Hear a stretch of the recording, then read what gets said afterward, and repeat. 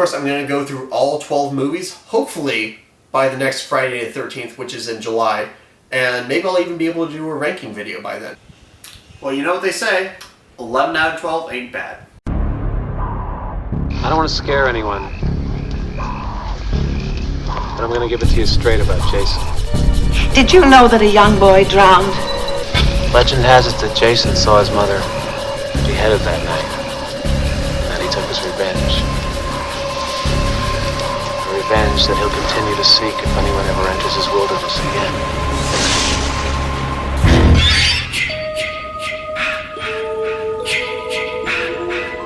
Alright guys, welcome to me finally reviewing the Friday the 13th remake, reboot, whatever you want to call it. And yes, I will address the elephant in the room.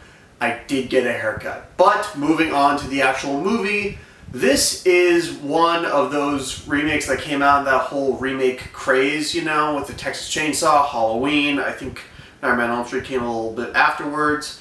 And like most of those remakes, this is a highly contested movie among fans. It's highly debated, but the general consensus that I can feel out is that people think it's just this cheap, like Hollywood retread of the older franchise. It takes the sort of aesthetic of those movies, but lacks the spirit, the charm, and it's just a polished up sort of facelift of those original movies.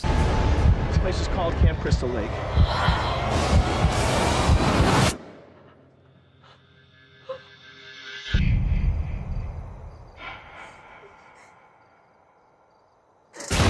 And because I have to be that guy, I will go ahead and say that I completely disagree with almost any of the criticisms surrounding this movie. I think it is a damn fine slasher movie. I think it's one of the most underappreciated remakes. I don't know if I would call this one of the great horror films of the decade, but I certainly will call it one of the great films of the franchise. Yes, I will say that right out the gate. And that most of the criticism surrounding this movie, by fans especially, just makes no sense to me. I mean, if you don't like these movies, the Friday the 13th movies, or even the slasher genre, if you think they're just cheap exploitation films, then I can totally get why you don't like this movie. I mean, it is very formulaic, it is very by the books, it does include a lot of tropes and cliches, which I'll get to in a minute. But if you're a fan of these movies, then I don't see what you have to complain about. Most people complain about the fact that Jason does things like run and take hostages. Well, you better complain about the earlier movies then, because Jason was running like nobody's business. He was running like he was trying to win a marathon. And him taking a hostage in this movie makes total sense within the context of the story. Everybody knows that his mother is the only thing that ever mattered to him. It's the only thing that really means anything to him. And Ginny in part 2 was able to trick Jason into thinking that she was his mother. So he's so obsessed, and the movie establishes this early on for itself. He's so obsessed with his mother, and he wants her to be alive so badly that he finds a girl that looks like her and he keeps her around to try and fool himself into thinking that she's back. Almost like this sick, twisted Memento. And I thought that was like a brilliant play on a psychological aspect of this character that had been established well before this movie. And yes, Jason's characterization is different than in some other versions. They do introduce a lot of original things. Funny, because a lot of people say that this is just like a mindless retread, but yes, they do incorporate original ideas with this character.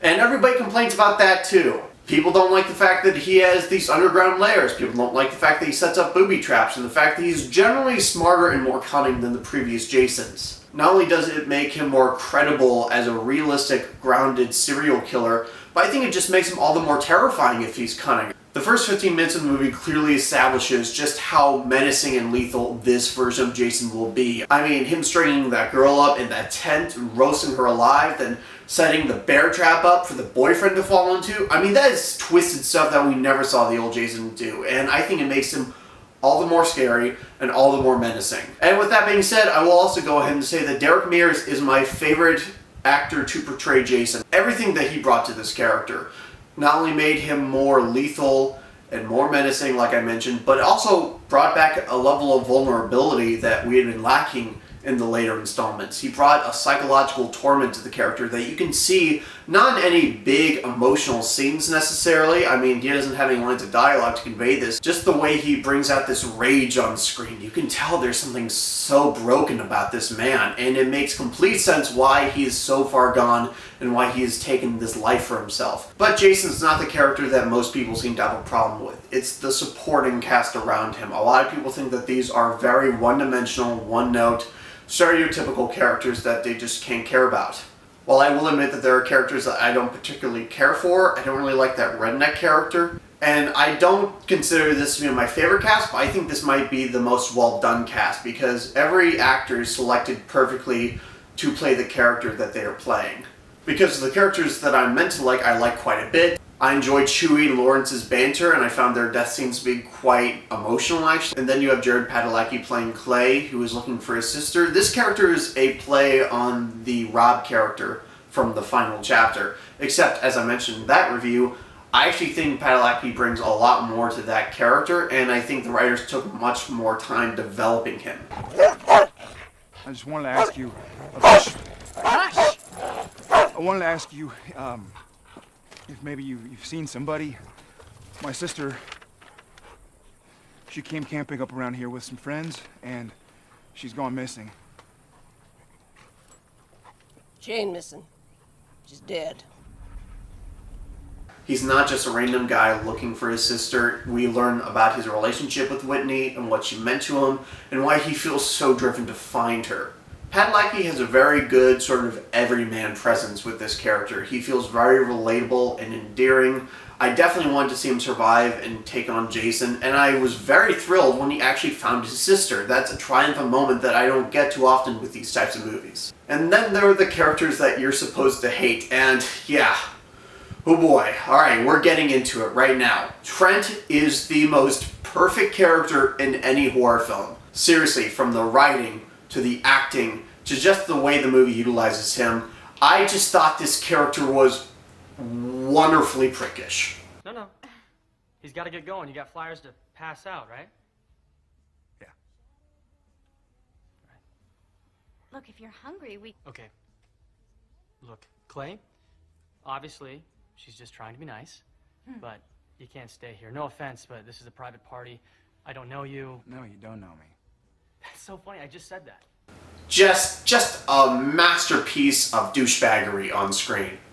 Most movies will go too far with this type of character. They don't know quite how much to play that assholishness, if that's a word. It is now. But Travis Van Winkle just knows exactly how far he can push it, and he keeps on doing it. Scene after scene after scene, we just see how far he can go with this role, how reprehensible he can make this character, and that character has quite a satisfying payoff.